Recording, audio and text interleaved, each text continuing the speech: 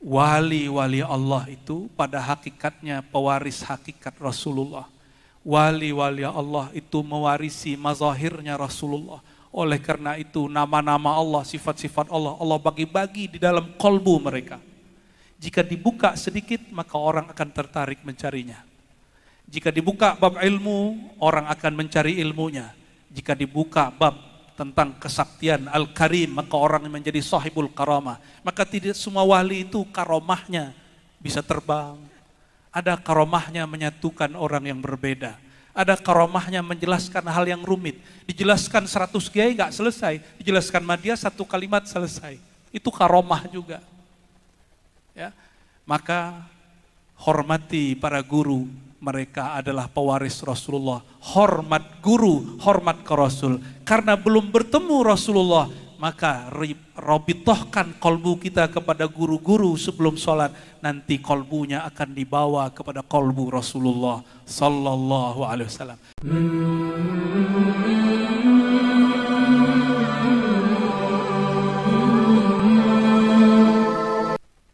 Puji syukur selalu kita kembalikan kepada yang maha terpuji. Itulah makna alhamdulillahi rabbil alamin. Alam itu tidak hanya alam yang kita lihat dengan kasat mata sekarang ini, tapi juga yang tidak tampak, yaitu alam rasa. Alam rasa bertuhan. Kita pulangkan keindahan rasa ini kepada Allah yang maha indah. Dan kita bersyukur kepada Allah. Dari tadi saya lihat alhamdulillah banyak yang bertahan ya. Walaupun kaki kesemutan, benar? Jangankan antum, yang di depan kiai-kiai juga kesemutan. Batal keramatnya ya. Tapi tetap duduk. Kenapa? Karena menikmati rasa bertuhan. Inilah nikmat azim yang kita sebut ni'matul ihsan. Maka kita katakan lakal hamdu ya Rabbana fima ahsanta ilaina. Segala puji bagi Engkau ya Allah atas semua kebaikan-kebaikan Engkau. Namun semua itu tidak akan kita sadari kecuali berkah ajaran baginda Nabi Muhammad sallallahu alaihi wasallam. Kalau bukan karenanya kita tidak akan mengenal Allah Subhanahu wa taala. Yang saya hormati Syekhuna Gus Nizam hafizahullah ta'ala, juga sahibul bait pada malam ini Ustadz Muhammad Nasrin, dan semua jamaah-jamaah beliau, muhibbin beliau. Begitu juga kepada para pemimpin, para pengetua adat, dan siapapun yang tidak mungkin kami sebutkan satu persatu. Salam hangat, salam ta'zim dari kolbu kami. Mau ngaji apa nih Kiai? Karena zikirnya gado-gado. Jamaahnya juga gado-gado nih, ada Naqsyabandiyah, ada Qadiriyah, ada Ba'alawiyah nih ya. Ada yang gak bertorikot juga hadir.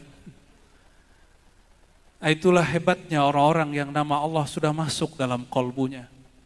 Perbedaan torikoh, perbedaan paham tidak lagi jadi soal. Oleh guru kita Gus Nizam dinaikin lagi. Jangankan beda torikot, beda agama aja bagi beliau gak ada masalah. Orang-orang kayak beliau ini unik di Indonesia. Cuma hati-hati, kayak beliau ini dituduh sesat oleh orang seberang sana. Bener gak? Pasti ya.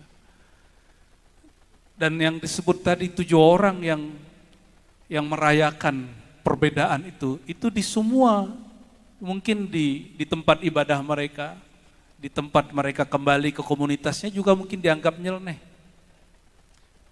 Kenapa dianggap nyeleneh? Bahkan tidak sedikit yang menganggap sesat. Tidak sedikit yang menuduh liberal, pluralisme, apa segala macam. Kenapa itu muncul? Karena perbedaan kacamata memandang.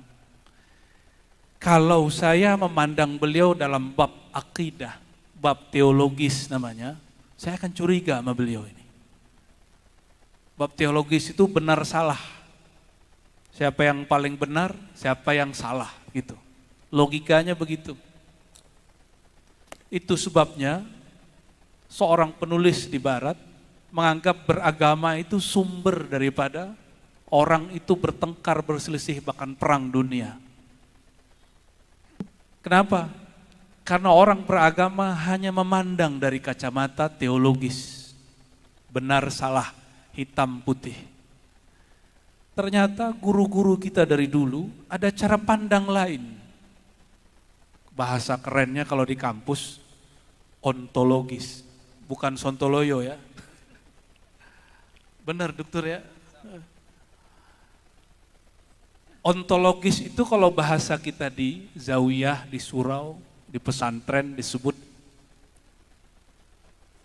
pandangan hakikat. Mahiyatus syai'. Memandang bukan dari kulit, tapi memandang dari dalam. Cara memandang ini tidak bertentangan dengan teolog, tapi berbeda. Teolog dari luar, kalau ontologis, kalau orang-orang ahli hakikat memandang dari dalam. Maka dulu muncullah seorang imam yang oleh kelompok sebelah juga dianggap kafir, namanya Muhyiddin Ibn Arabi. Siapa namanya? Muhyiddin Ibn Arabi. Gelarnya Asy-Syaikh Al-Akbar. Secara rohani beliau disebut sebagai anak rohani Muhyiddin Syekh Abdul Qadir Al-Jilani, walaupun beda masa. Karena pengalamannya hampir sama. Apa kata beliau? Ini bukan kata saya. Jadi jangan dinisbatkan kepada saya. Ini kata beliau. Al-alam ainullah. Coba baca sama-sama. Al-alam ainullah. Ini banyak yang salah terjemah di sini nih. Wallahu ainul alam.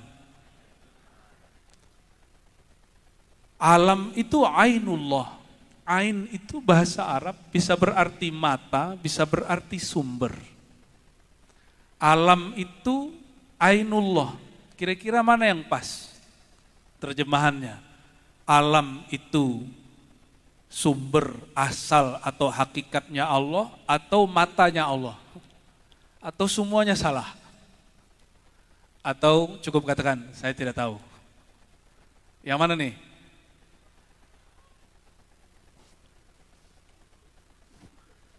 Ain itu mata, bisa juga kita artikan pandangan. Bisa kita turunkan, kalau pandangan ada yang dipandang, maka diartikan mazahir. Maka boleh diterjemahkan, al-alam mazahirullah. Alam itu ekspresi zahirnya Allah.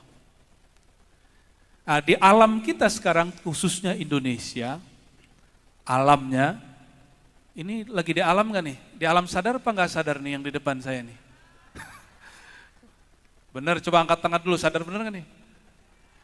Ayo yang belakang angkat tangan, benar sadar? Oke, alhamdulillah. Alam Indonesia hari ini mengakui ada banyak agama, benar gak?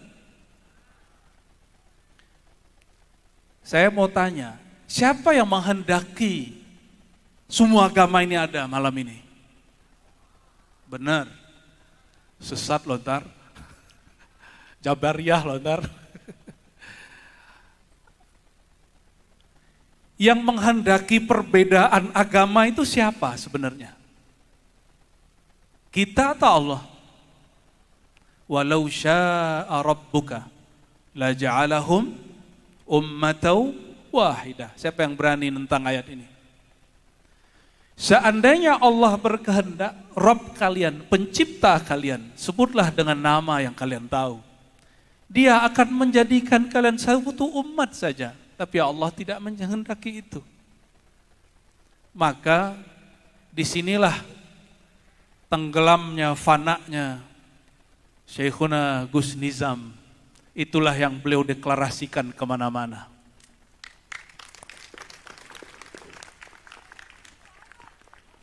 Lagi-lagi ini bukan bab akidah. Ingat apa?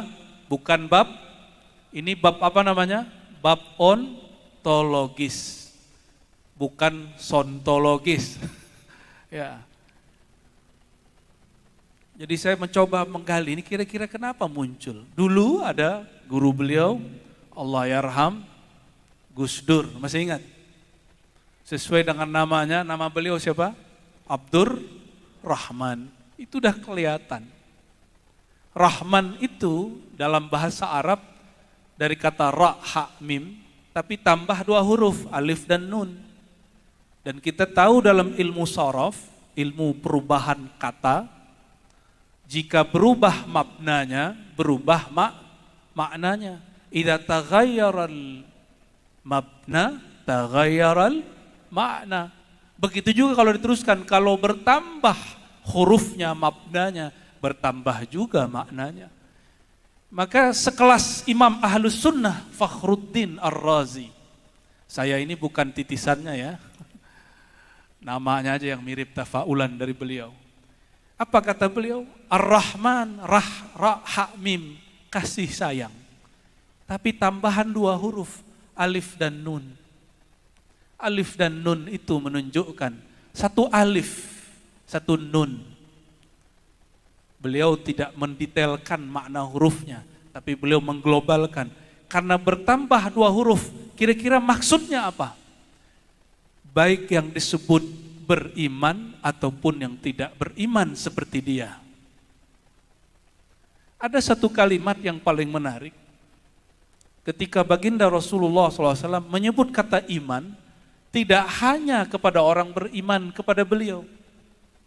Dalam suatu riwayat Bukhari dan Muslim, beliau ngomong begini, kami sore ini menjadi mukmin billah wa kafirun bin nau.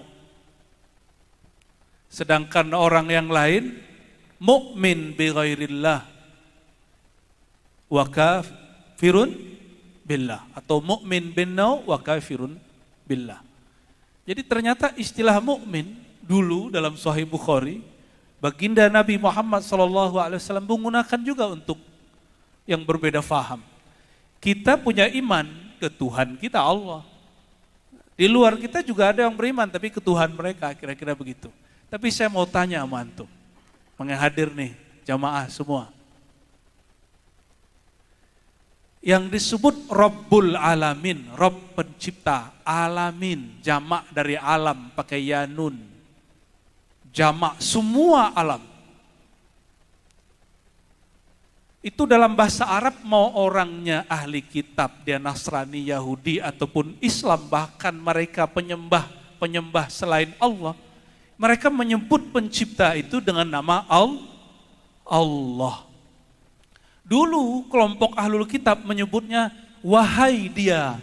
Kalau di bahasa Arab kan masuk dalam hizibnya Imam Syazili, Yahu, Yahu, Yahu. Apa arti Yahu? Wahai dia. Siapakah dia? Dia yang tidak tergambarkan oleh pikiran. Coba, ada yang bisa memikirkan Allah? Ayo, coba kita bayangkan Allah, bisa nggak? Yang ngajarin bayangin Allah itu ajaran salah pasang namanya. Allah itu bukan untuk dipikirkan, Allah itu hanya untuk dirasakan.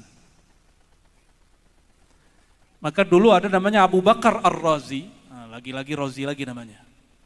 Kata dia, kalau ada orang memikirkan tentang Tuhan, siap-siap dia punya penyakit gila. Sekarang ada nggak orang gila karena salah belajar tentang Tuhan? Ada nggak? Ada. Tapi yang kena tuduh siapa? Orang tarekat, benar ya? Selalu kalau ada orang beragama keliru, yang salah orang tarekat. Makanya orang tarekat ini paling banyak istighfarnya, astagfirullah, astagfirullah, karena dituduh mulu. Ya. Nah, kembali ke yang tadi. Alhamdulillahi Rabbil Alamin, semua puji milik Allah. Dalam semua bahasa manapun semua puji kembali kepada Allah. Siapakah Allah dalam makna surat Al-Fatihah itu? Dialah pencipta semua alam. Dialah yang disebut Allah, ujungnya hu. Jadi kalau belajar ilmu asma, ini asma bukan versi kanuragan, ini asma ilmu hakikat. Kalau manggil Allah, itu sirnya ada pada ujung lafaz Allah. Ujung lafaz Allah apa? Apa ujung lafaz Allah? Hu. Coba. Allahu, Allahu. Coba sama-sama. Allahu, Allahu. Yang laki-laki ini pada tidur ya, coba. Ini laki-laki enggak nih? Ayo baca Allahu. Allahu, Allahu. Coba sekarang pejam matanya. Allahu, Allahu, Allahu.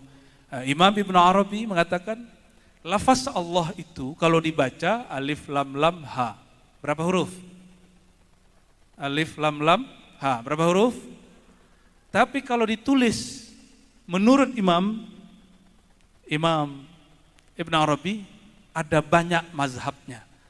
Ada yang menulisnya pakai waw, Allahu pakai waw itu. Ada yang enggak menulis begitu.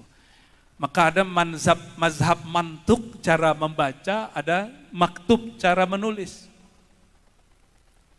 Ada yang membunyikannya Allahu, dalam mantuknya dibaca 5. Allahu. Pengalaman kami kalau ngajak orang zikir Allahu, Allahu, lama-lama Allahnya hilang, sisanya hu. Zikir begitu bid'ah enggak, Kiai? Karena ada ustadz yang bilang bid'ah, gimana? Ya, kita jawab ni'matil bid'atu hadhihi, ya. Senikmat-nikmat bid'ah baca hu.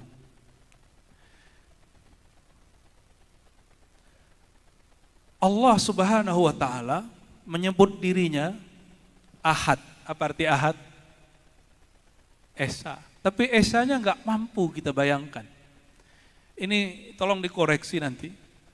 Mungkin di ajaran tetangga kita mereka menyebutnya Sang Hyang. Atau kemarin kami ke museum itu ada simbol apa? Sintia apa? Ini bukannya Asintia. Ini bukan mau menyamakan, barangkali kalau kita memakai ayat Qul ya ahlal kitab ta'alau ila kalimatin sawa'in bainana wa bainakum. Walaupun Hindu bukan ahli kitab, tapi kita kalau melihat ayat ini, wahai ahli kitab, ta'alau, kemarilah kita cari titik persamaan kita. Jangan cari titik perbedaan, nanti tengkar mulu. Ini tips bertemu dengan yang beda faham. Apa kesamaannya? Kesamaan kita dengan Hindu satu aja yang paling penting. Tapi ini bukan nyama-nyamain ya, kesamaan saja. Bahwa saudara kita yang Hindu mengatakan bahwa Sang Hyang Widi atau Asintia ataupun apapun istilahnya, silakan dikoreksi, transenden. Bahasa Arabnya laisa kamitslihi syai'. Apa artinya? Tidak ada yang serupa dengannya. Kalau ada yang serupa dengannya, pikiran ini sanggup membayangkannya. Namun kami harus sampaikan kepada saudara-saudara kami yang Hindu. Ini perbedaannya. Samanya mungkin di situ. Apa perbedaannya? Cara kita berkomunikasi dengannya. Itu yang berbeda.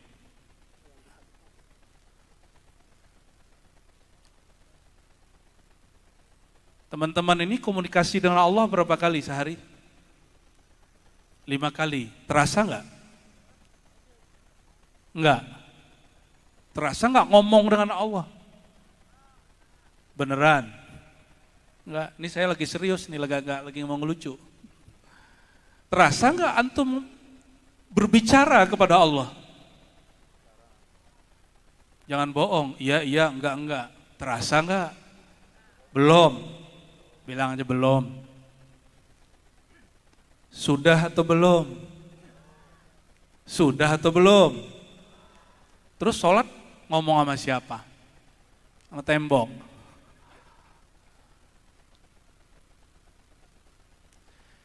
Itu sebabnya baginda Rasulullah SAW mengatakan, "Shollu kama ra'aitumuni usolli."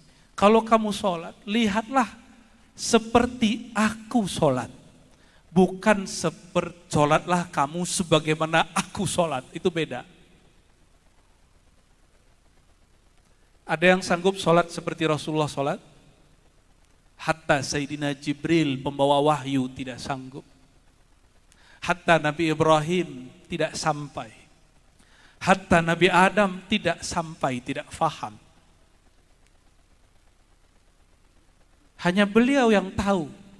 Makanya Imam Nawawi mengatakan ini hadis luar biasa. Ini jawami'ul kalim, kalimat luar biasa. Sholatlah kamu seperti kamu melihat aku sholat. Jadi kalau mau takbir, hadir dulu Rasulullah di depan, baru bertakbir, gitu secara ilmu hakikat. Sanggup nggak begitu? Belum. Ya. Kenapa kita nggak sanggup langsung? Karena Allah itu transenden, tidak sanggup dibayangkan. Yang pernah bertemu Allah cuma satu orang yang bernama Ahmad Muhammad sallallahu alaihi wasallam. Maka untuk menyembah yang tidak dapat dibayangkan itu hanya dengan menirukan zahir dan batinnya sang Muhammad sallallahu alaihi wasallam. Jadi motorikotnya 1000 nggak akan merasakan nikmatnya berbicara kepada Allah kalau nggak melalui pintu al-bab al-Muhammadi, pintu Sayyidina Muhammad sallallahu alaihi wasallam. Karena sifat Allah itu banyak, nama Allah banyak. Kita ini kalau lagi sehat lupa nama Allah Syafi. Kalau lagi senang, lagi banyak rezeki, lupa nama Allah. Nama-nama As-Sabur, ingatnya cuma Asy-Syakur, yang maha berterima kasih, maha syukur. Maka Imam Ibnu Athaillah selalu menegur, jika engkau tidak sadar bertuhan di saat nikmat ada di badanmu, maka Allah akan mengenalkan dirinya di saat nikmat itu dicabut. Makanya ada ungkapan al-man'u ata. Ketika engkau sedang ditahan rezekinya, itu Allah lagi memberi sesuatu, tapi rezeki yang bukan tampak. Coba, kalau lagi sakit, zikirnya apa? Gimana zikirnya kalau sakit? Gitu ya? Benar ya? Pensyarah hadis, para pensyarah hadis dahulu, itu sepakat mengatakan kalau orang sakit baca itu maksudnya ya Allah, tapi udah pendek, udah gak sanggup baca Allah, ujungnya gitu. Maka jangan salah, di kitab Syekh Muhammad bin Abdul Karim Samman yang menggabungkan 5 thariqat dan terakhir beliau merasakan pertemuan dengan ruh al-Muhammadi, apa kata beliau? Itu salah satu zikrullah. Tapi bagi yang nggak paham, apa kata mereka? Itu bid'ah. Jadi apapun yang keluar dari mulut, sebenarnya itu sedang menyebut nama Allah. Barangkali di luar agama kita, ada orang yang menyebut nama Allah dengan nama yang mereka gunakan. Wallahu a'lam. Ya. Contoh tadi, yang dipakai oleh Imam Syazili, ternyata itu wiridnya orang-orang Yahudi. Itu bahasa Arabnya. Orang yang dapat percik mazahirnya Allah. Itulah yang disebut warasatun Nabi. Bukan yang jago baca kitab doang. Bukan yang bergelar doang. Tapi orang yang mewarisi gelarannya Rasulullah SAW. Rasulullah SAW, beliau itulah yang disebut mazahirnya Allah. Apa arti mazahirnya Allah? Tempat Allah menampilkan semua nama dan sifat-sifatnya. Itu sebabnya jika orang berrobitoh kepada Nabi Muhammad, apa arti robitoh?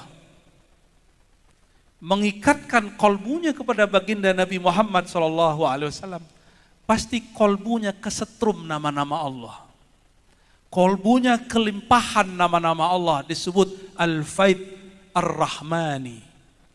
Nah, orang kalau dapat Al-Faid Ar-Rahmani itu lain dengan Al-Faid Ar-Rahimi. Kalau Al-Faid Ar-Rahmani, orangnya jadi Gus Nizam. Tapi kalau Al-Faid Ar-Rahimi, itu kayak yang satu lagi di luar sana. Yang benar atu doang. Tapi kalau dapat Al-Faid Ar-Rahmani, beliau memandang syuhudul wahdah fil kathrah. Coba diulangi. Syuhudul wahdah fil kasrah. Barangkali terjemahan pendeknya bineka, tunggal, ika. Canggih juga orang dulu buat istilahnya. Ribet pakai bahasa Arab diganti pakai bahasa, ini bahasa Kawi benar ya? Bineka, tunggal, ika. Kalau diterjemahkan syuhudul wahdah, menyaksikan yang esa dalam keragaman wujud makhluk dan manusia. Inilah makomnya Ibnu Arabi ketika beliau disesatkan orang, disebut ontologi. Jadi apa kata beliau dalam Tarjumanul Asywaq? Saya melihat orang nyembah ini, nyembah itu, sebenarnya mereka hanya menyembah Tuhan yang sama. Cuma ada yang menyembah namanya, ada yang menyembah sifatnya. Kalau Bapak Ibu ini kalau lagi sakit cuma nembah nama Asy-Syafi. Kalau dompetnya litipis cuma nembah nama apa? Ar-Razzaq. Benar ya? Nah, nama ini kadang-kadang dipancarkan lewat kiai. Maka datanglah jamaah lagi sakit. Pak Yai, saya sakit, tolong didoakan. Udah datang ke dokter-dokter nggak sembuh. Disembur sama kiai, sembuh. Itu kiai dapat mazahir nama Asy-Syafi. Ada orang warungnya nggak laku-laku, restonya buka tutup lagi, buka tutup. Sudah sekian kali tutup, datang ke Pak Kiai. Apa kata Pak Kiai? Oke, saya sholawatin. Ada satu benda, kamu ambil benda yang kamu pakai, taruh setiap hari di restomu, bawa sini. Disolawatin Kiai. Mungkin 313, mungkin 700, mungkin 900, terserah beliau. Tergantung ijazah gurunya. Akhirnya dibawa pulang oleh murid. Itu warung jadi laku. Si murid melihat Kiai siapa? Mazahir nama Allah Ar-Razzaq. Kalau Sayyidina Isa apa? Dulu saya pernah ngomong begini di hadapan beberapa kiai di rumah. Lalu dipotong-potong videonya, dikira Ar-Razi nyembah Nabi Isa. Loh di situ nggak ada saya nyembah Nabi Isa. Kita lagi bicara bab ontologis namanya mazahir. Nabi Isa itu menampilkan, memazahirkan, menzuhurkan nama yaitu Al-Hayat. Al-Hayy, sifat Al-Hayat, nama Al-Hayy, Muhyi. Maka dia datang ke kuburan, kuburannya digali, orangnya dihidupkan lagi, dipegang dadanya hidup. Apakah Nabi Isa yang menghidupkan atau yang memberikan nama dan sifat ke Nabi Isa? Siapa yang menghidupkan? Yaitu Allah yang memberikan nama dan sifat itu. Saya mau tanya terakhir sebelum saya tutup kajian ini untuk yang pertama. Ya. Kalau ada orang minta tolong sama kiai kayak tadi, musyrik nggak? Yai, saya sakit disembur, syirik nggak? Kenapa dia tidak syirik? Karena si murid yakin sang kiai ini orang dekat kepada Allah.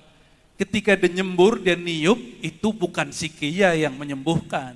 Tapi karena ruhaninya dekat kepada yang meniupkan ruh, maka tiupannya bukanlah tiupan kiai. Tiupannya beridhofah, bernisbat kepada Allah. Maka mereka bernama Aulia Allah. Itu yang disebut di Quran, ini makom tertinggi setelah Nabi. Ala inna aulia Allah la khaufun alaihim walahum yahzanun. Jadi kenapa wali itu spesial? Ini makomnya mudhofun ilaihnya ke Allah. Aulia mudhof. Mudhofun ilaihnya siapa? Allah. Karena wali itu nisbatnya kepada Allah, bergantungnya hanya kepada Allah. Kalau dia nyentuh, itu bukan sentuhan dia. Kalau dia niup, bukan tiupan dia. Kalau dia megang bukan keberkatan dia, tapi langsung dari Allahu qarib. Ya. Allah dekat atau jauh? Terasa belum? Allah dekat atau jauh?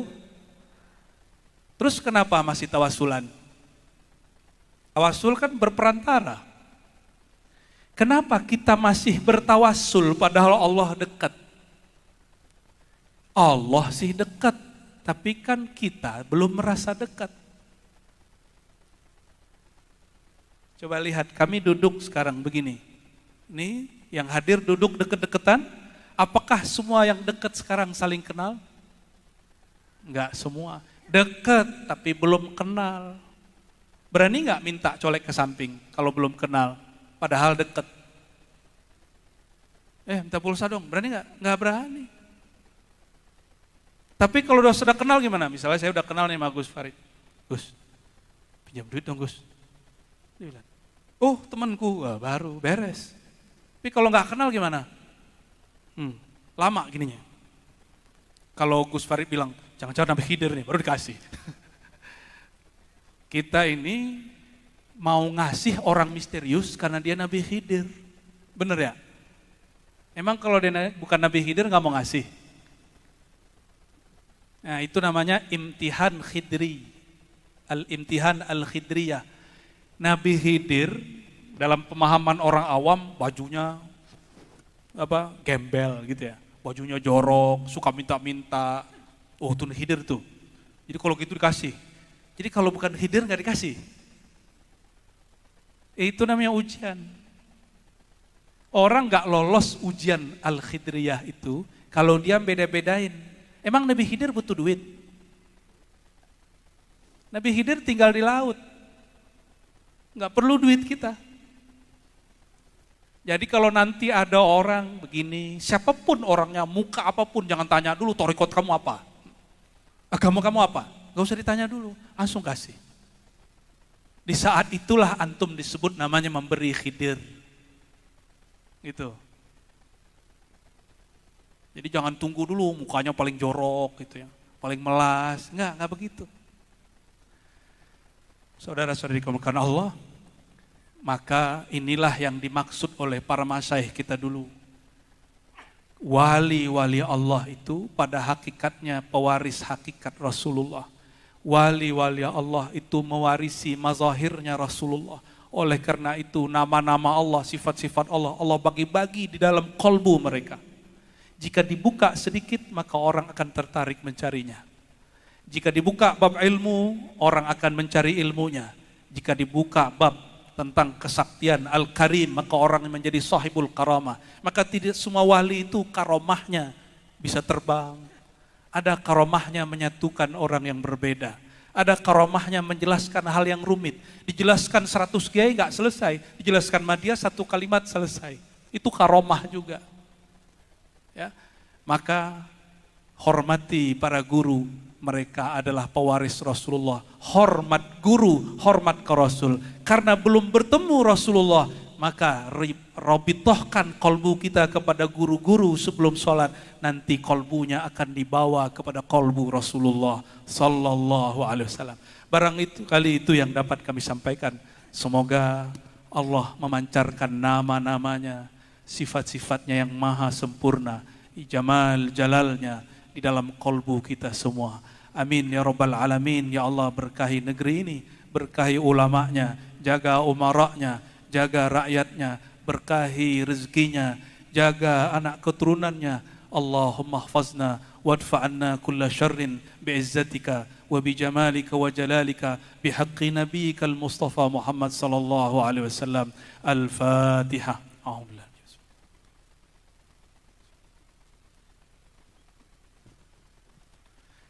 Assalamualaikum warahmatullahi wabarakatuh. Waalaikumsalam warahmatullahi wabarakatuh. Hadirin wal hadirat, jamaah manaqib istighosah yang dirahmati Allah.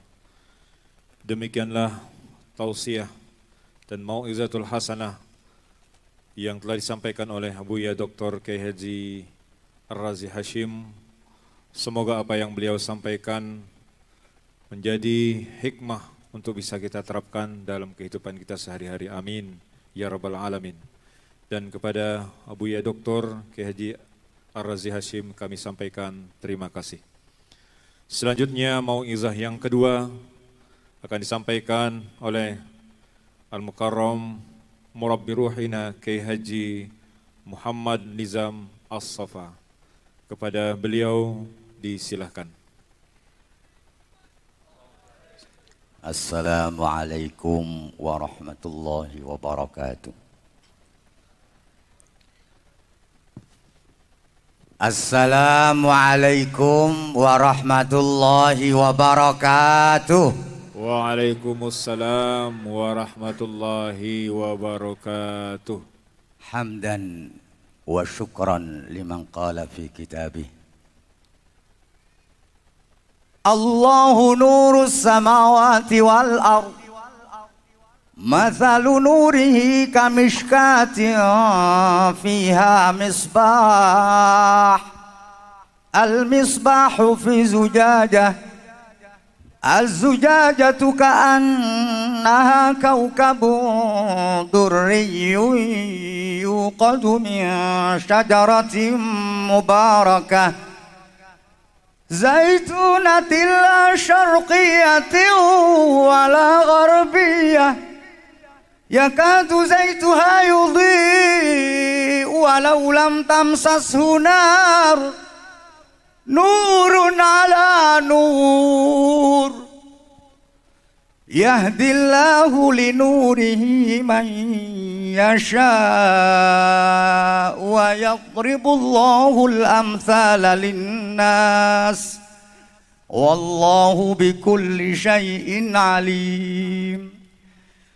Fi buyutin adhina Allahu an turfa wa yuzkara fiha ismuhu يسبح له فيها بالغدو والآصال رجال لا تلهيهم تجارة ولا بيع عن ذكر الله وإقام الصلاة وإيتاء الزكاة يخافون يوما تتقلب فيه القلوب والأبصار ليجزيهم الله أحسن ما عملوا ويزيدهم من فضله والله يرزق من يشاء بغير حساب Rabbi ja'alna minhum.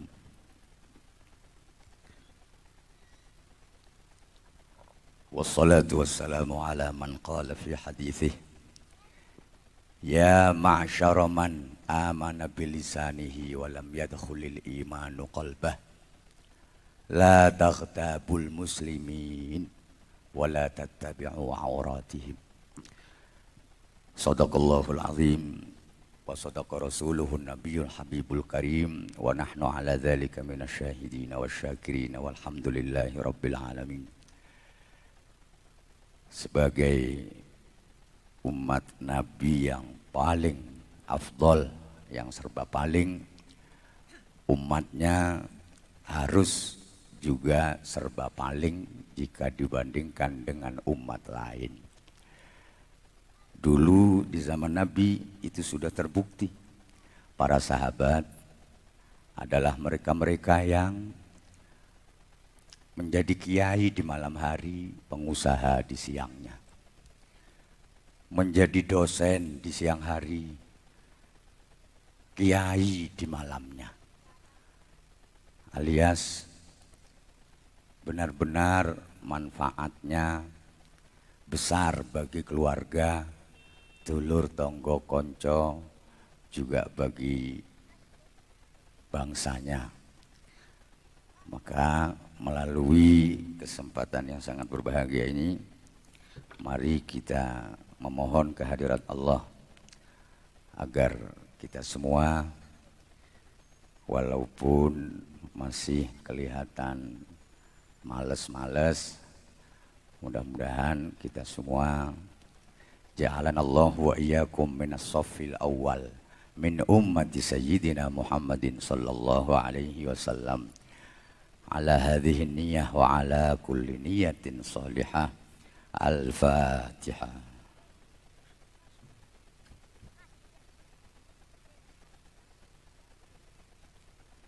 Bismillahirrahmanirrahim. Alhamdulillahi rabbil alamin. Allahumma salli ala sayyidina Muhammadin khairin nas wa ala sayyidina al-Khadir wa Ilyas wa ala alihi wa sahbihi wa sallim. Allahumma salli ala fasihil lisan mutahharil jinan sahihil islam sayyidina Muhammadin murattilil Quran wa ala alihi wa sahbihi wa sallim. Allahumma rzuqna fahman nabiyyin wa hifdzal mursalin wa ilhamal malaikatil muqarrabin wa faqihna fid din wa 'allimna ta'wil wa tamaharna tartil. Allahumma hdina siratal mustaqim siratal anbiya'i wal mursalin. Allahumma hdina siratal mustaqim siratal awliya'i wal mursyidin. Allahumma hdina siratal mustaqim siratal ulama'i wal arifin. Allahumma hdina siratal mustaqim siratal syuhada'i was salihin. Allahumma hdina siratal mustaqim siratal ladzina an'amta 'alaihim ghairil maghdubi 'alaihim waladdallin. Allahumma munna 'alaina bit tasawwufi wa ahlihi bijahi sayyidihim sidna nabiyyi wa alihi wa sahbihi. Allahumma la tu'alliq qulubana illa bihubbik wa hubbi habibik wa hubbi habibi habibik.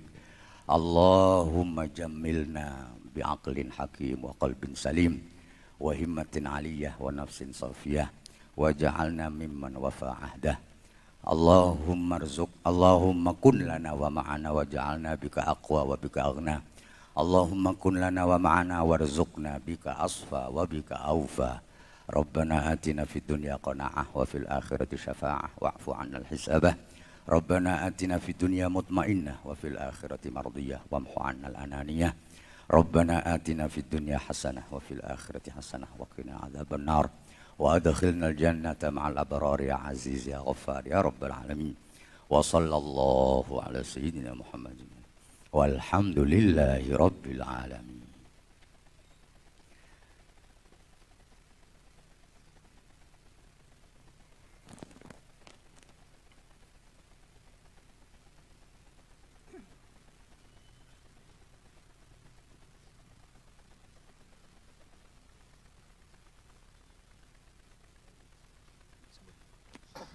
Hadanallahu wa iyyakum ila siratil mustaqim wa ja'alanallahu wa iyyakum minar rabbaniyin. Wassalamu alaikum warahmatullahi wabarakatuh. Waalaikumsalam warahmatullahi wabarakatuh. Hadirin wal hadirat jamaah manaqib istighosah rahimakumullah. Demikianlah tausiah dan doa dari Al-Mukarram Murabbi Ruhina Kiai Haji Muhammad Nizam As-Safa. Selanjutnya kami sampaikan terima kasih. Selanjutnya Mahallul Qiyam yang langsung akan dipimpin oleh Al-Ustadz Bapak Muhammad Nasrin. Kepada beliau disilahkan.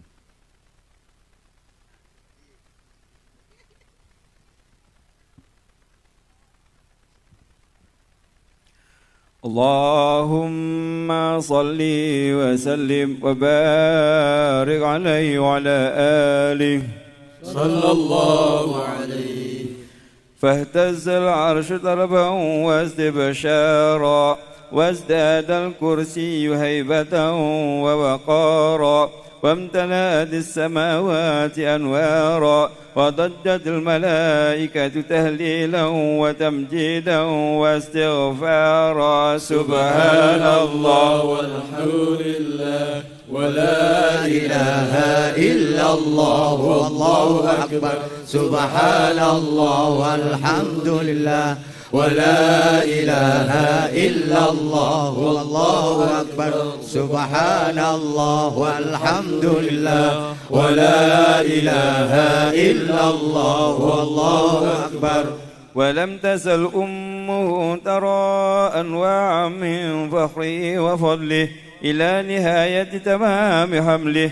فلما اشتد بها الطلق بإذن رب الخلق وضعت الحبيب صلى الله عليه وسلم ساجدا شاكرا حامدا كأنه البدر في تمامه محل القيام صلى الله على محمد صلى الله عليه وسلم صلى الله على محمد صلى الله عليه وسلم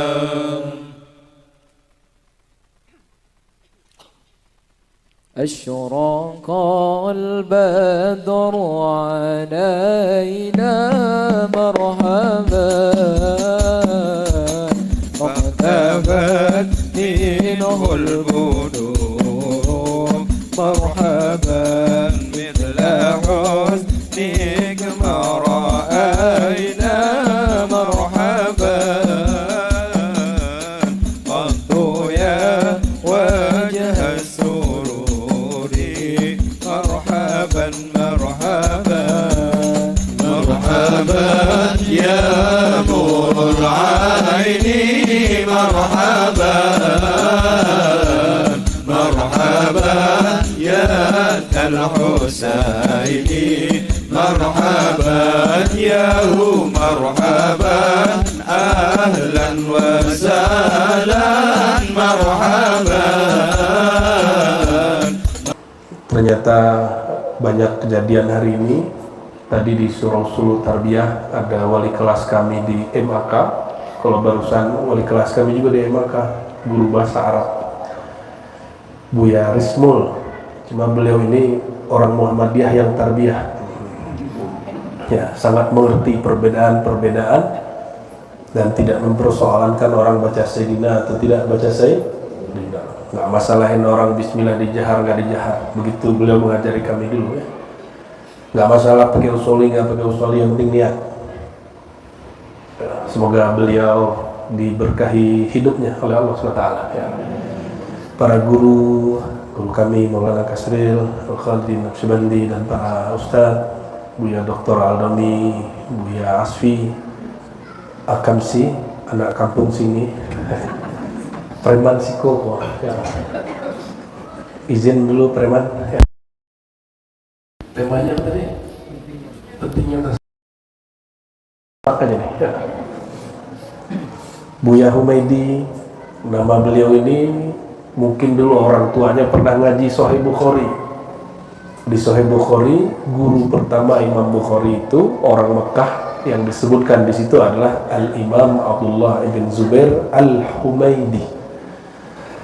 Jadi Humaidi itu ya, Imam Humaidi ini orang yang khidmat kepada Imam Syafi'i, kemanapun Imam Syafi'i jalan diajak. Ia wafat kalau Imam Syafi'i 204, Imam Humaidi 219. Jadi masih sempat mengembangkan ilmu di Mekah.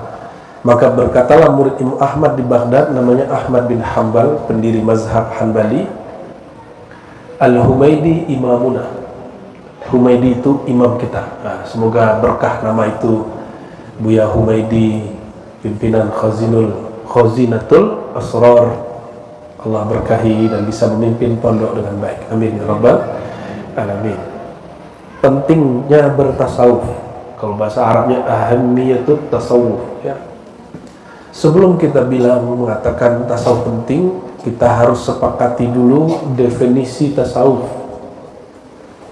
Kira-kira tasawuf definisinya apa, Pak? Apa definisi tasawuf? Kalau definisinya belum oke, kata penting skip dulu. Ya. Jangan-jangan tasawuf yang Bapak Ibu maksud itu bukan tasawuf. Apa yang disebut tasawuf? Ya, loading. Ya, nggak bisa dicari di Google itu. Tasawuf dari kata tasawufa, ya tasawufu, tasawufan ya. Istilah yang baru paten abad kedua Hijriah, tapi prakteknya sudah ada sejak abad pertama. Sebagaimana ilmu fikih belum ada di zaman Nabi, mazhab fikih belum ada di zaman Nabi, Mazhab ahli hadis belum ada di zaman Nabi, mazhab ahli tafsir belum ada di zaman Nabi, apalagi Perti dan Tarbiyah dan Muhammadiyah. NU belum ada di zaman Nabi. Terus yang ada di zaman Nabi apa? Nabi mengajarkan Islam, iman, ihsan. Lah, ladape. Tasawuf itu apa? Upaya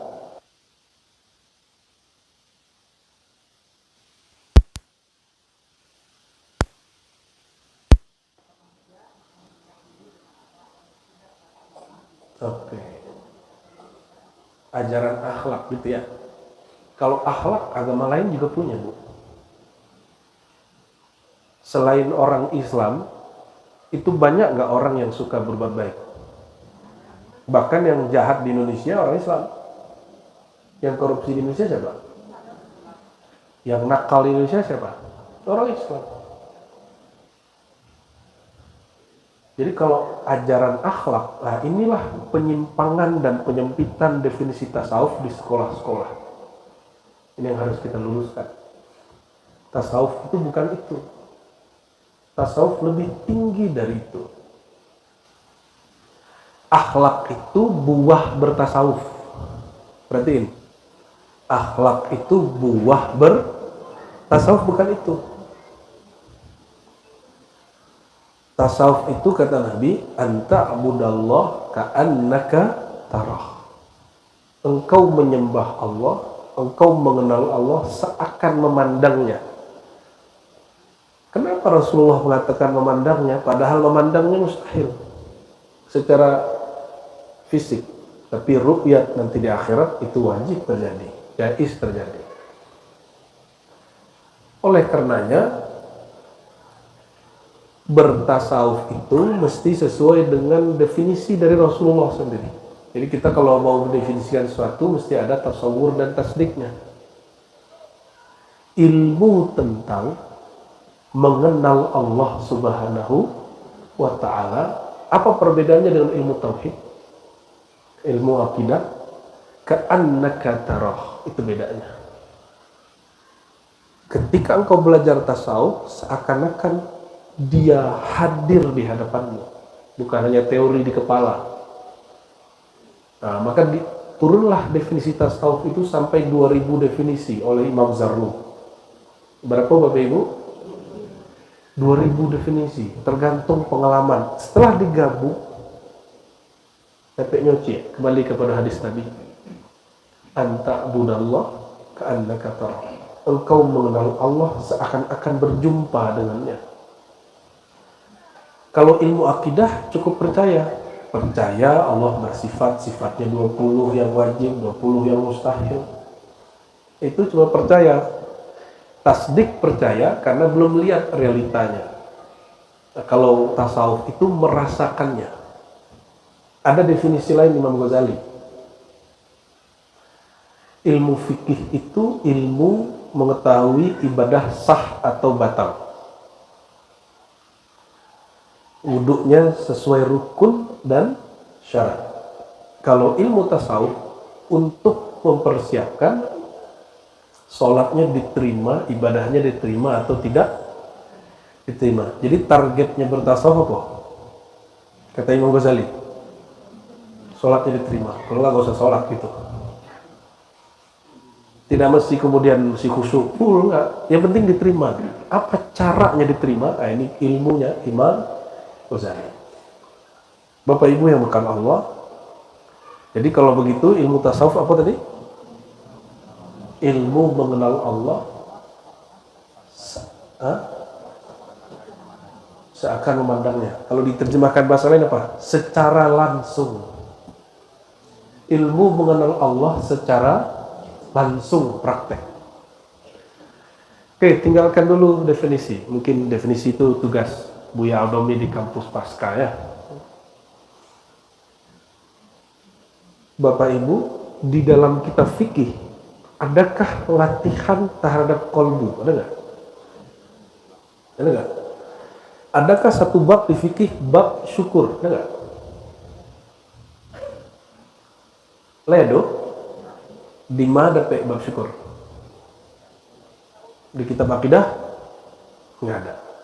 Di kitab coba di Quran nggak usah syukur dulu.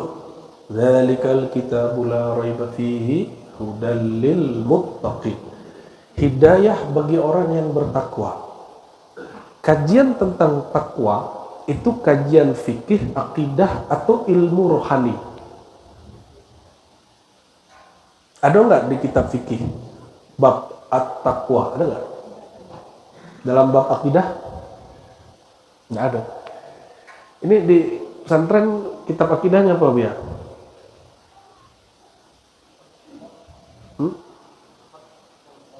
Aqwal Mardiyah. Wah, itu basic sekali tuh. Nggak ada itu di situ.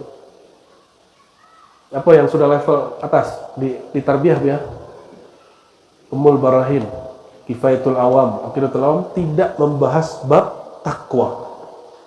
Lalu takwa siapa yang bahas? Yang bahas takwa ulama tasawuf. Oleh karenanya kalau Bapak Ibu ini membid'ahkan tasawuf, berarti kita sedang membuang sepertiga pemahaman kita yang tepat untuk Al-Quran. Paham nggak maksudnya? Paham ya? Paham nggak paham nanti paham juga. Itu di bawah aja, di bawah aja. Ya. Oke, ayat yang sering dibaca khatib. Kalau Buya Humaidi khutbah, saya sudah tebak, pasti sering baca la in syakartum la azidannakum. Ya, betul nggak? Ibu tahu nggak ayat itu? Bapak-bapak ini sudah hafal walaupun kalau baru khutbah nih. Assalamualaikum warahmatullahi wabarakatuh. Innal hamdalillah. Itu bawa baca doa. Doa bismikallahumma ahya wa amut. Ya, yang pernah tidur lagi khutbah. Jangan angkat tangan. Berarti semuanya. Allahumma shalli ala Muhammad.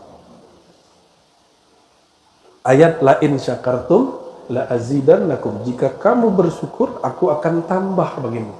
Coba cek kata syukur. Bab syukur adakah di bab fikih? Adakah dalam akidah? Adanya di kitab tasawuf. Boleh sebutkan ayat-ayat tentang akhlak. Itu buah bertasawuf. Mudah? Dalil bertasawuf mudah nggak?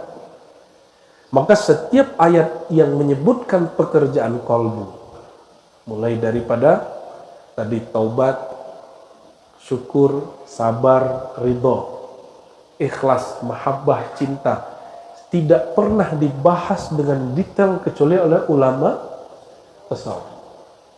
Jadi kira-kira tasawuf itu penting atau tidak? Berarti pengajian kita sudah beres. Penting atau tidak? Penting ya. Kalau sholat secara fikih cukup dengan apa? Niat, takbir, ditutup dengan salam. Kalau sholat secara akidah meyakini bahwa Allah Maha Suci, Maha hebat, Maha menguasai. Kalau sholat secara tasawuf, kita sholat, tubuh menghadap kepada Baitullah, mata menghadap kepada tempat sujud, qalbu menghadap kemana? Nah itu tasawuf. Tapi di fikih, adakah syarat sholat sah? Yaitu khusyuk, ada nggak? Syarat sholat diterima, sholatnya khusyuk, ada nggak? Nggak ada. Yang ada di kitab Kifayatul Akhyar, tumakninah. Dan tumakninahnya diulang-ulang. Ruku, tumakninah. Iktidal, terus sujud, tumakninah gitu. Tidak disebutkan khusyuk. Padahal di Quran, indikator orang sukses itu alladzina hum fi salatihim. Orang-orang yang di dalam salatnya khusyuk. Banyaklah teori ustadz hari ini karena mereka tidak mau bermursyid, berguru dalam bab rohani. Akhirnya khusyuk itu membebani orang awam. Apa itu khusyuk? Mengerti apa yang dibaca. Kalau tidak sekolah di tarbiyah, tidak sekolah di pesantren, bisa nggak paham Quran? Nggak mungkin bisa paham. Berarti khusyuk yang begitu itu punya masalah banyak. Dan tantangannya apa? Kalau begitu orang Arab khusyuk semua dong. Khusyuk semua nggak? Kami bersobok guru fikih, guru tauhid bahasa Arab tuh sembahyang itu main jenggot gitu. Allah kayak main-main, kayak sholat tuh enggak. Wa innaha lakabiratun illa 'alal. Sholat itu mesti serius, nggak boleh main-main sholat. Nah, ketika disebut di Quran sesungguhnya sholat itu besar berat kecuali bagi orang khusyuk, itu penjelasan tentang pentingnya bertasawuf. Jadi kalau diganti judulnya gimana? Wajibnya bertasawuf. Sepakat ya? Udah sepakat juga nggak apa-apa. Buya Hamka punya buku tasawuf nggak? Buya Hamka itu NU, Tarbiyah Islamiyah atau Muhammadiyah? Kenapa hari ini Muhammadiyah identik tidak bertasawuf? Itu aneh. Kok hari ini Muhammadiyah identik suka ngejek orang bertasawuf? Itu aneh. Harus dikembalikan ke khitohnya. Buya Hamka nulis tasawuf modern. Lembaga hidup itu lembaga hidup, falsafah hidup, isinya tasawuf. Beliau rutin mengisi kolom tasawuf di dulu majalah Panji. Buya siapa? Buya Hamka itu Bapak Ibu, ayahnya yang bawa Muhammadiyah ke bersama Syekh Jamil Jauh dan beberapa orang, Abdullah Ahmad. Tapi Syekh Jamil Jauh keluar. Apa kata beliau? Kayaknya kita salah kamar. Ayah Buya Hamka kemudian juga tidak aktif, tapi murid-muridnya aktif di Padang Panjang. Silakan cek sejarahnya. Ayah Buya Hamka itu bertasawuf Bapak Ibu dan memegang beberapa sanad tarekat sufi. Pendiri Muhammadiyah, siapa nama itu Muhammadiyah? Nah, Ahmad Dahlan, nama kecilnya Muhammad Darwish. Syekh Muhammad Darwish atau Kiai Haji Muhammad Ahmad Dahlan itu sebelum ke Mekah belajar ke mursyid tarekat Syaziliyah, Thariqah Sufi, Syekh Soleh Darat. Ya, Syekh Soleh Darat. Buya Hamka punya ayah dan punya kakek, punya inyanya namanya Tuanku Kisai Amrullah. Syekh Amrullah itu kawan Syekh Ahmad Khatib Al-Minangkabawi yang namanya disebut di pesantren sebelah. Kita nggak tahu manhajnya sama nggak dengan Syekh Ahmad Khatib. Syekh Ahmad Khatib itu bukan Wahabi, Bapak Ibu. Syekh Ahmad Khatib itu bukan Salafi. Syekh Ahmad Khatib itu akidahnya Asy'ariyah seperti pendiri NU dan Muhammadiyah. Dan beliau di semua kitabnya, hampir semua, memulai dan menutup kitabnya dengan bertawassul. Kritik beliau terhadap bab pusaka tinggi, pusaka rendah, itu bijahil Mustafa Muhammad sallallahu alaihi wasallam. Kalau bertawassul dengan tuah Nabi Muhammad, ya Allah, maka kabulkan doa kami. Itu orang Wahabi atau Ahlussunnah bermazhab. Ya, karena ulama mazhab tidak memandang tawassul bab aqidah, itu cuma kaifiat berdoa.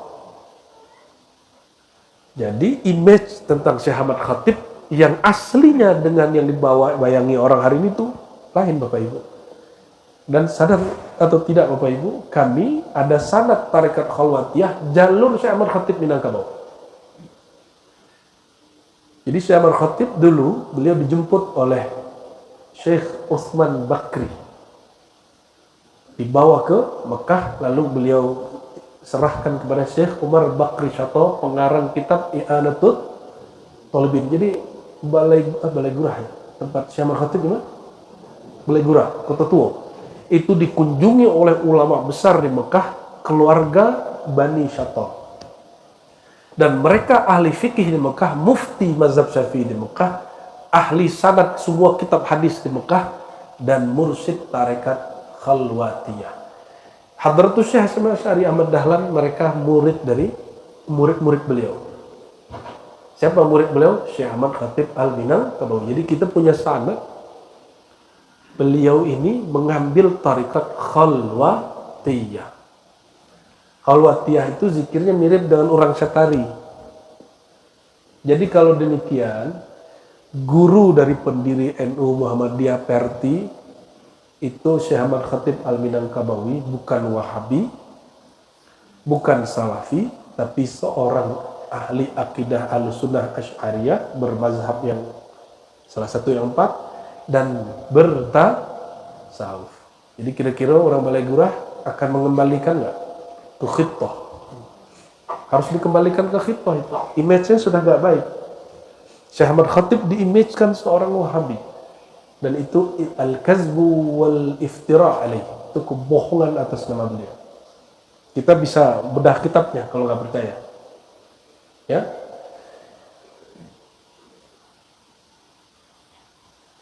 Kita cek ke, kita naik dikit ke atas tuh. Di atas tuh ada tawalib Arabe ya. Syekh Ibrahim Musa, beliau itu murid langsung daripada Syekh Bakri Syata. Jadi lebih tua tuh.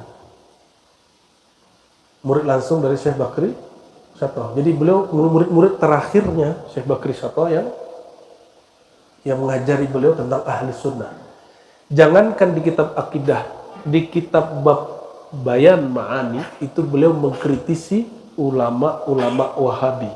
Jadi para B itu jangan dituduh Wahabi, Pak. Itu ahlus. Nah, ini ada keturunannya sini mana tadi? Bang Peri. Nah, ini Bang Peri nih. Seumur-umur baru ziarah. Ya. Tapi tinggal di Bandung sih. Dan alhamdulillah beberapa waktu lalu 2022 kami buka kajian kitab Ihya Ulumuddin di situ. Alhamdulillah. Ya, Buya Hamka itu waktu tinggal di Tanah Abang, ketika orang-orang awak di Tanah Abang suka ngaji asal muasal diri sampai kepada kesimpulan karena Allah telah berdiri dalam diri sejati, maka tidak perlu sembahyang lain. Buya Hamka buka kitab Ihya Ulumuddin itu di Tanah Abang. Berarti ulama NU Muhammadiyah dari dulu untuk tasawuf tidak berpantang. Mereka sama-sama menikmati itu. Nah, semoga ini terwujud kembali ya. Amin ya Rabbal. Itu yang Menteri Pendidikan siapa namanya? Bukan, pendidikan. Abdul Mukti bukan? Nah itu Muhammadiyahnya oke itu. Muhammadiyahnya supi itu. Berdasarkan itu Bapak Ibu, kita mau lihat sejarahnya, mau lihat realitanya, mau lihat ayatnya. Tasawuf itu bukan sesuatu yang penting lagi, tapi sesuatu yang bahkan lebih dari wajib, dia menjadi kebutuhan. Coba Bapak Ibu makan minum tapi tidak ada rasanya. Garamnya tidak terasa. Apa lagi? Bawangnya tidak terasa. Lo bisa makan itu? Lo bisa makan itu? Enggak. Kalau kita makan di rumah makan, bumbunya kurang, masih balik lagi nggak situ? Tapi kok ada orang bertahun-tahun sholat gak khusyuk, tapi dia masih sholat. Karena kena doktrin. Yang heran itu apa? Kok tidak mengupgrade sholatnya dari tadi tidak khusyuk, belajar cara khusyuk itu gampang Bapak Ibu. Khusyuk itu gak usah pakai teori. Gak usah pakai teori harus ngerti bahasa Arab. Ini kalau begitu yang nggak pernah nyantri stres ya. Bismillahirrahmanirrahim. Bismi dengan nama Allah Ar-Rahman-Ar-Rahim. Alhamdulillah segala puji lillahi milik Allah. Alhamdulillah mubtada. Gitu ya. Marfu'. Ya. Marfu' terus apa? Bayuna nih jago nih. Mubtada marfu' wa alamatu rafihi dhammatu zahiratun fi akhirih. Emang begitu. Lillahi lam harful khafat. Fa idza dakhala 'ala al-ismi fa yajurruhu majrura. Lillahi ism majrur. Tuh, kan? Apa harus begitu? Allahu Akbar, alhamdulillah, khabar mubtada. Jadi bingung. Maka kalau ingin sholat khusyuk, mau yang jalan pintas ya? Cuma dia maharnya besar. Maharnya bukan duit, indah pitih dong. Mahar dari khusyuk itu cuma satu, an-ta'rif al-ma'bud. Kenalilah siapa yang engkau sembah, pasti khusyuk. Kalau Bapak Ibu datang, model mau tadi, Buya Rismul kok, Al-Muhammadi, beliau orang Muhammadiyah. Tadi badan Wak sedang oleng, baru duduk beliau, tekan aja Pak. Matu masih kabur kok. Ya. Siapa Pak? Ya. Lah 3 kali beliau menyebut nama Rismul. Utawa alun balik-balik lah itu. Masih blank. Ya. Tapi ketika beliau sebut MAK, MAN, Duo, Bukit Tinggi, baru kemudian nama Tekanah. Beliau badannya tak pernah naik-naik dulu begitu saja. Ya. Maka sihat beliau, alhamdulillah. Langsung kita hormat, langsung kita cium tangannya. Mungkin orang Muhammadiyah cium tangan ke bid'ah melawan saja kan. Jadi guru kami di sekolah itu rata-rata Muhammadiyah. Kami pun dari keluarga ayah itu rata-rata Muhammadiyah kecuali ayah hambu. Ayah hambu orang tarekat. Jadi ketika kita kenal dengan beliau, yang tadi matonya masih tidak jale, salamannya masih lemas, langsung muncul tenaga untuk menghormati beliau. Karena ingat kenal beliau, langsung kita hormat. Apa itu? Panas benar ya. Oke, sip. Syukran. Khusyuk itu boleh diartikan tunduk karena engkau kenal kepada yang engkau sembah. Jadi tanya lah kenal aja Allah lo. Sudah kenal Allah belum? Sudah kenal Allah? Cara kenal Allah. Kenal Allah itu boleh dengan akal, boleh dengan nakal. Nakal itu dalil yang tertulis. Akal dalil yang difikirkan. Kita pandang alam, kita pandang masaji yang serancak kok, pasti ada nunggu. Ya tak? Kalau gunung ada gue. Ada sudah badan kita ada gue. Yang sudah punya anak itu buatan bapak ibu atau bapak ibu tidak pernah gue. Pernah gue ya? Bapak ibu ini cuma wasilah terbentuknya anak, tapi tidak pernah melakukan perkawinan sel telur apa namanya itu? Ovum dengan sperma, nggak pernah. Itu urusan siapa?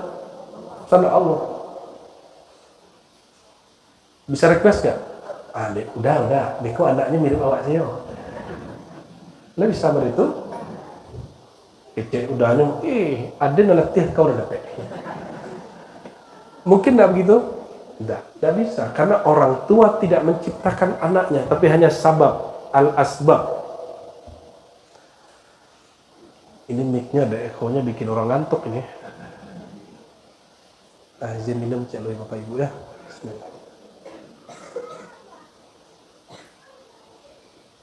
Kalau kita kenal seseorang, maka kita akan respect kepadanya.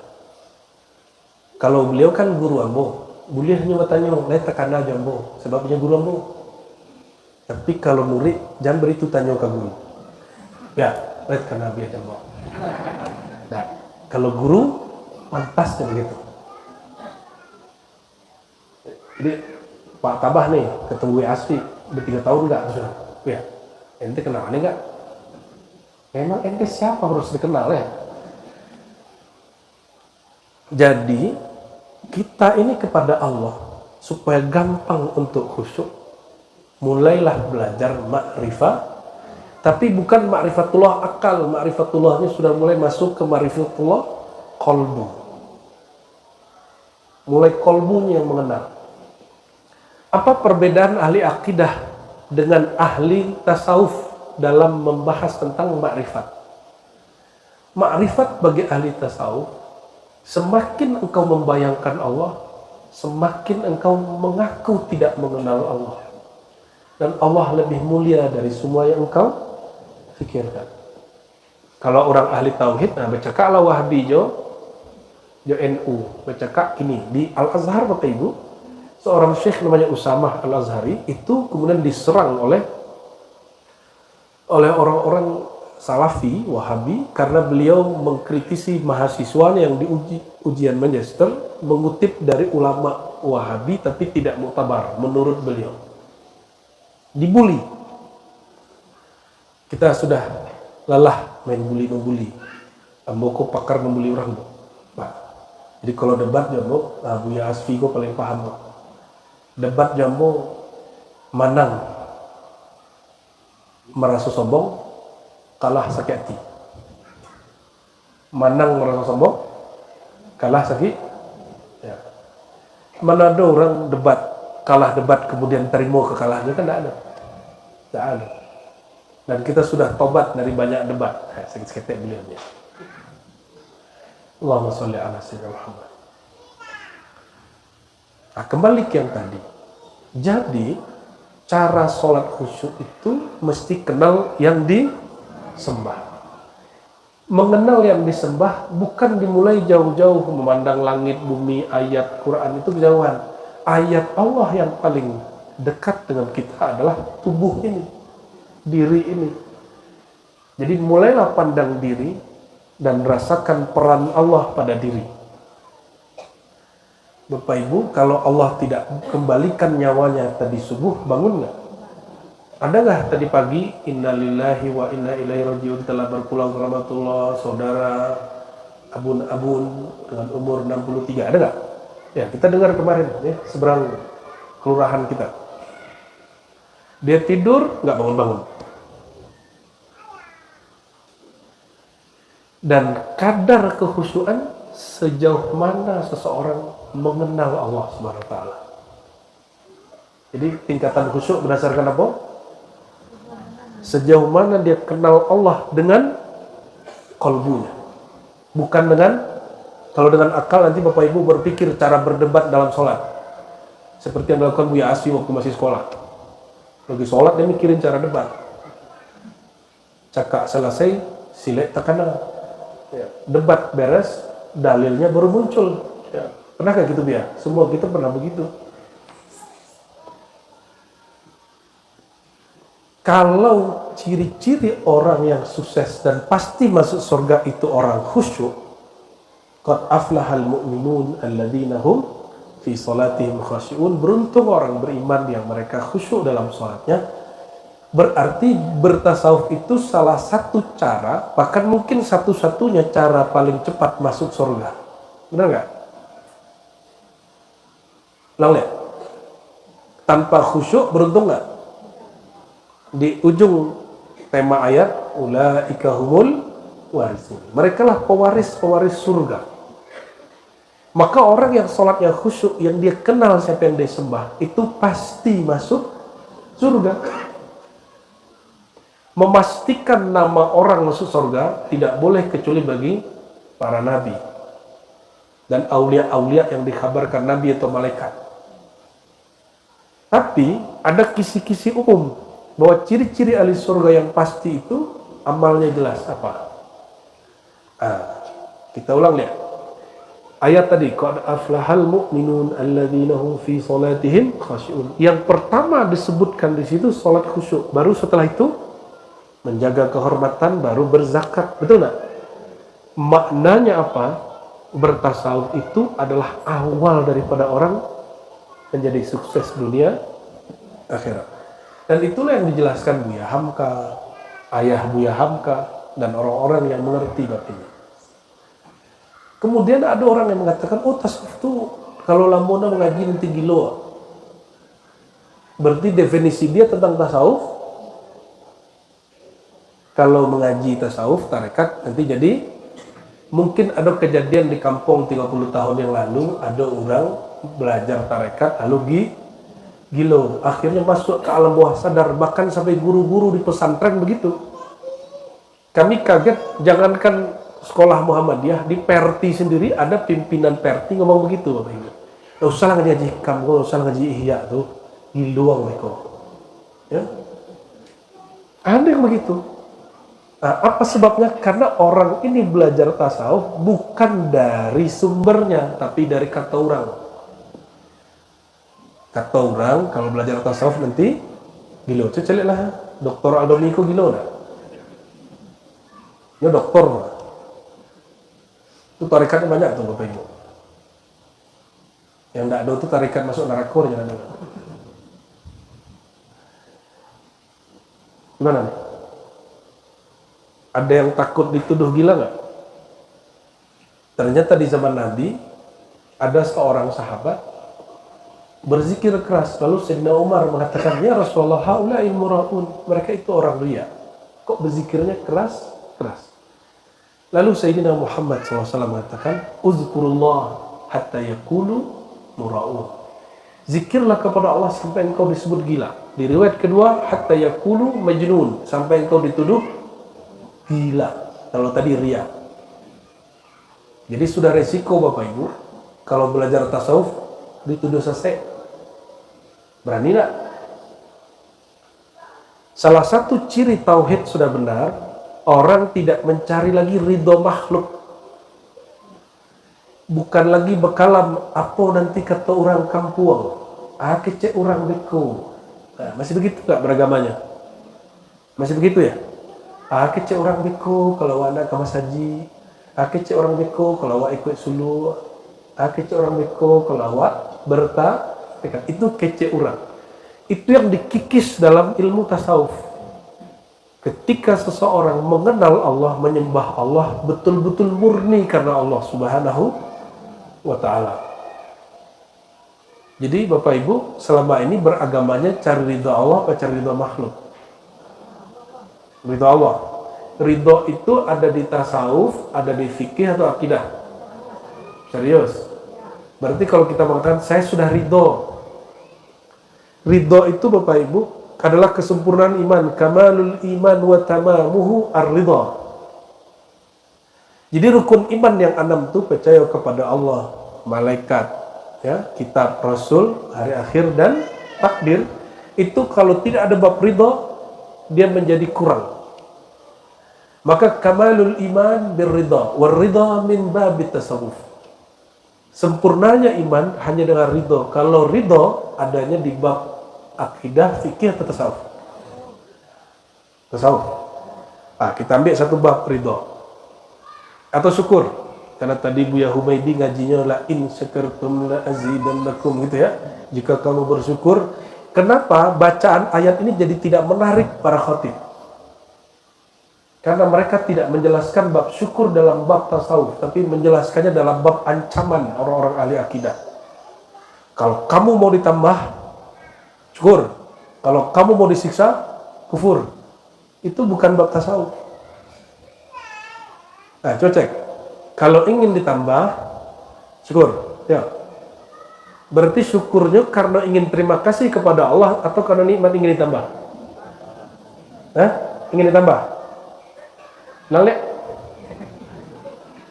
Kita bersyukur supaya kita berterima kasih kepada Allah atau supaya nikmat ditambah? Ialah sasek rasku.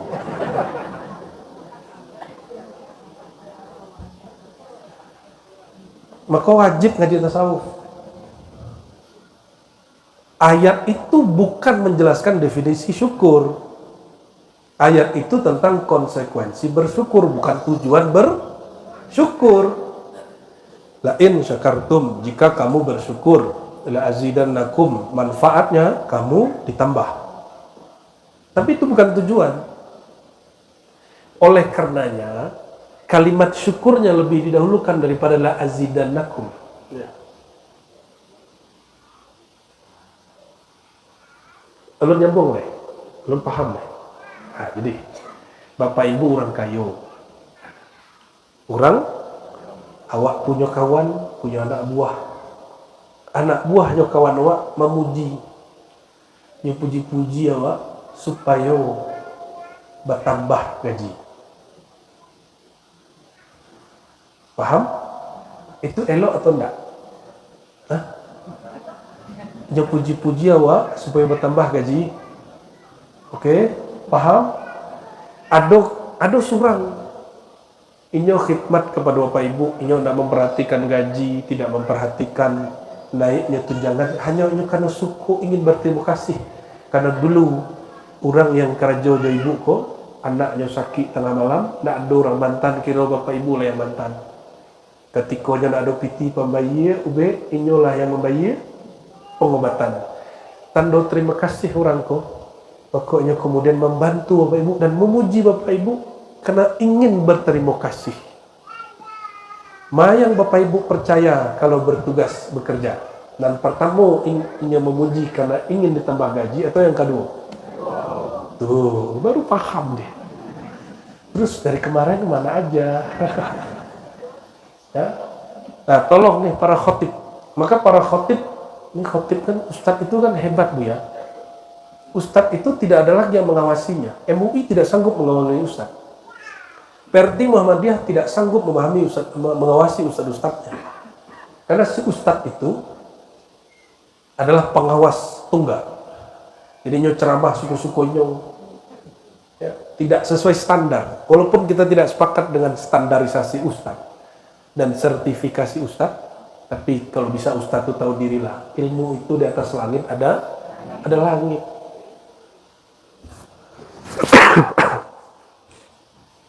Masuk batu aja lah.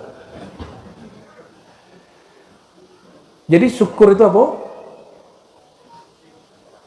Berterima kasih kepada Allah karena Allah Maha baik. Itu syukur level 1. Baru level 1 tuh. Jadi kalau yang bersyukur karena ingin ditambah, itu bukan syukur.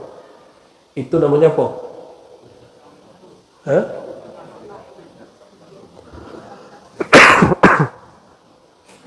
Itu bukan syukur, itu modus, matre. Itu orang modus. Syukur dengan orang modus atau syukur dengan orang tulus?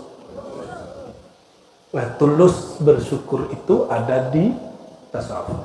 Maka Sayyidina Muhammad SAW, beliau itu sholat tahajud tidak terhitung angkanya. Ketika ditanya, jawabnya apa? Aku hanya ingin bersyukur kepada Allah. Bukan karena ingin dibangun rumah di surga. Boleh enggak baca cita-cita bahasa surga? Boleh. Tapi itu level 1. Berjumpa dengan Allah itu di surga. Maka merindukan surga karena perjumpaan dengan Allah di surga.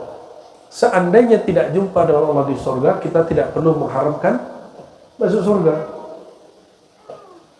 Karena yang ada di surga ada di sini, cuma di sana lebih nikmat. Itu aja bedanya. Nah, Bapak Ibu yang bukan Allah, apa syukur yang lebih tinggi? Imam Qushairi menyebutkan, dan ini nukil lagi dari Ihya Ulumuddin oleh Imam Ghazali, asyukuru punya yang memberinya adalah Allah. Itu hakikat syukur. Maka ashkaru syakirin man ya'rif annal mu'ti al-haqiqi huwa Allah.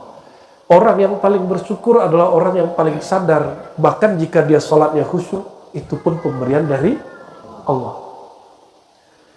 Seandainya Bapak Ibu tadi tidak dibangunkan, tidak dikembalikan nyawanya oleh Allah, bisa tahajud gak?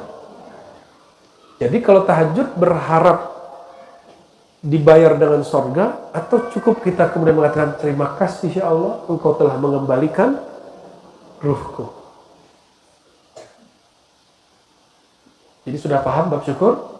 Coba ulang. Jadi syukur itu apa? Menyadari bahwa sang pemberi nikmat hakiki adalah, lalu ingin berterima kasih secara tulus kepada Allah, bukan karena nikmat ingin ditambah, disebut fawaid. Apa arti fawaid? Faedah itu beda dengan maqasid, tujuan bersyukur menjadi hamba yang kenal Allah, sedangkan manfaat bersyukur ditambah-tambah pemberian. Sudah bisa membedakan antara tujuan dengan manfaat. Tujuan zikir apa Bapak Ibu? Kenapa kita berzikir? Supaya hati tenang. Ya, apa? Hanya dia mendekatkan diri kepada Allah. Emang Allah jauh? Sejak kapan Allah jauh, Pak? Itu terjemahan zikir, Bu. Zikir itu terjemahannya mengingat. Tujuan zikir apa? Membersihkan diri. Jadi kalau nggak bersih-bersih, dirinya nggak zikir lagi. Mencari ridha Allah. Wah, udah mulai ya. Kayaknya udah pernah suluk tuh kayaknya tuh. Kalau di Quran, ala bidzikrillah tatmainnul qulub, ketahuilah hanya dengan berzikir hati menjadi, itu manfaat zikir hati jadi tenang. Kalau hati belum tenang, jangan tinggalkan zikirnya. Mungkin zikirnya belum pas. Tujuan berzikir, wazkur rabbaka. Gimana ayatnya biar?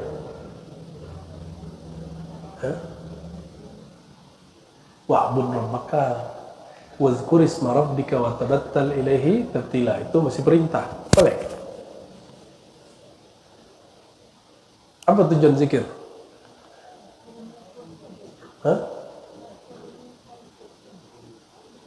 Fazkuruni. Itu tujuan berzikir.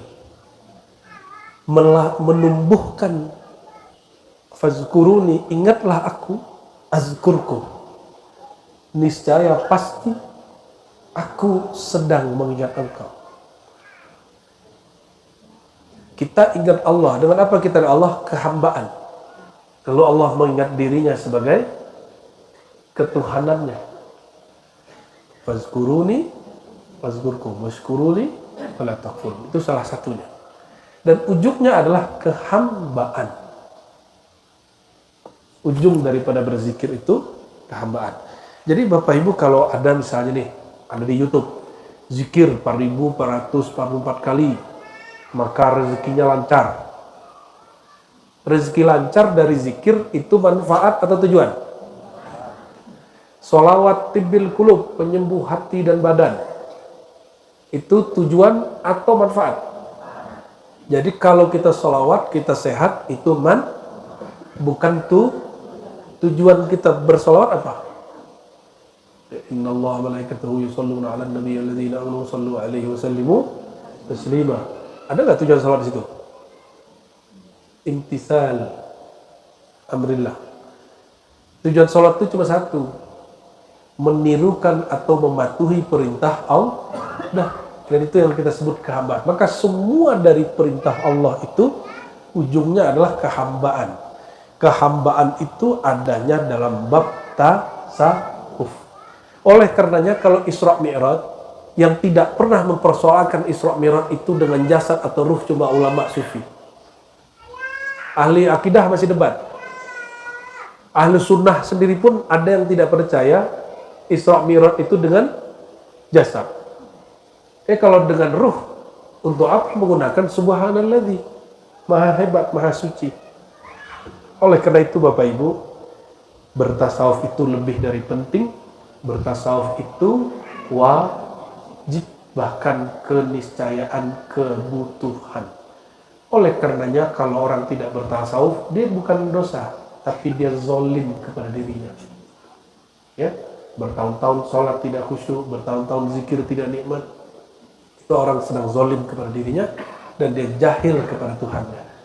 Na'udzubillah min dzalik. Kita doakan guru-guru kita semua, mursyid-mursyid, para buya, orang yang khidmat di negeri ini untuk agama ini, semoga Allah jaga mereka.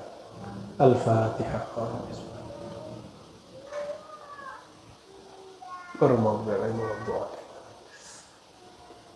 Lah, Buya Hamidi.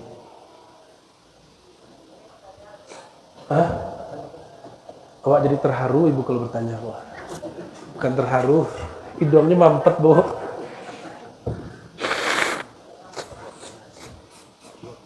Oke, satu laki, satu perempuan. Silakan.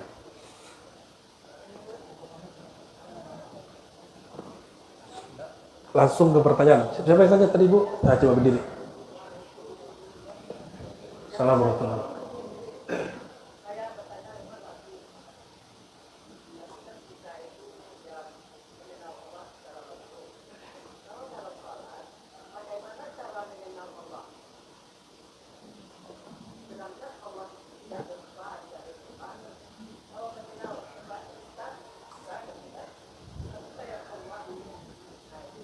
Oke. Cara mengenal Allah dalam sholat. Kan Allah tidak bertempat. Nah, ini aswajanya lolos nih. Cuma tasawufnya belum. Ya, aswajanya, ahli sunnahnya sudah lolos, Ibu ya. Allah tidak bertempat, tidak berupa, karena rupa dan tempat adalah sifat makhluk. Nah, itu jempol buat Ibu. Iya, jadi kalau Ibu ingin praktek ma'rifatullah lagi sholat, Gimana caranya? Gitu ya. Ibu baru ma'rifatullah versi ahli akidah. Mengenal Allah dengan akal. Untuk merasakan Allah itu ada, itu bukan tugas akal. Itu tugas. Maka Nabi dalam hadis Bukhari mengatakan, jika engkau sholat, jangan meludah ke depan. Fa innallaha tijaha amamikum. Hadis sahih Bukhari. Allah rasakan dia ada di hadapanmu. Lo kan tidak ada rupu, tidak ada. Nah, disitulah Abu Bakar Siddiq berkalam, ibu. Ibu perlu hafalkan kalimat ini. Al-ajzu anil idraki idrakun. Merasa tidak sanggup mengenal Allah, itulah awal bermakrifat. Jadi semakin dipikirkan Allah itu, semakin jauh dari hakikat Allah Subhanahu. Maka ibu mengatakan, ya Allah, anta laisa kamislika syai'. Surat apa yang mirip dengan itu? Asy-Syura ayat 11. Engkau ya Allah tiada yang serupa denganmu. Akal ini hanya mampu memikirkan sesuatu yang ada rupanya, ada contohnya. Laisa kamisli syai', tidak ada contohnya, maka akal tidak sanggup untuk memahami hakikatnya. Oleh karena itu, definisi akidah, mengimani sifat-sifat Allah dalam ilmu akidah, itu bukanlah definisi sempurna. Hampir semuanya menghindari definisi. Contoh, Allah itu tidak berupa, tidak bertempat. Kalimat tidak itu bukan definisi. Itu justru menghindari mendefinisikan Allah. Jadi Allah itu tidak dapat didefinisikan, Allah itu hanya dapat dirasakan. Maka ibu aktifkan nilai rasa di kalbunya. Ibu sama suami pakai pikiran atau pakai rasa? Rasa, serius. Gimana? Coba dinaikkan rasa itu kepada Allah. Kalau kita sama pasangan pakai pikiran, tengkar tiap hari, Bu. Tapi kalau pakai rasa, kita ngalah lagi, balik lagi, ngalah lagi, balik lagi, begitu terus. Ibu pernah rindu suami enggak? Suamimu masih hidup atau ada di situ? Selalu rindu? Ya benar. Awak tak yakin. Ketika ibu menjalankan lalu itu lupa. Awakku, bapak ibu, kalau ingat segala sesuatu tidak dapat tidur. Tadi itu amba meriang, karena dari ujung kaki sampai ujung kepala, baca supaya lupa. Takana kaji nawa ajan ke murid kironya waktu jarang pakai dulu. Namanya bersyahadat, mengajak tubuh ikut bersyahadat. Wajarlah diri badan doa dan sakit dan saya ke bersyahadat. Akhirnya melupa kalau badan mu sakit, baru takaluk tadi. Takaluklah kami di mana Bapak ya? Di rumah udah tadi Tuhan. Kekuat namanya. Udah makmur. Nah. Jadi ketika kita mengingat yang lebih besar, kita lupa dengan diri, barulah di situ muncul makrifat. Maka mengenal Allah itu dimulai dari mengenal jasanya. Karena jasa Tuhan. Itu nanti ibu mulai khusyuk tuh.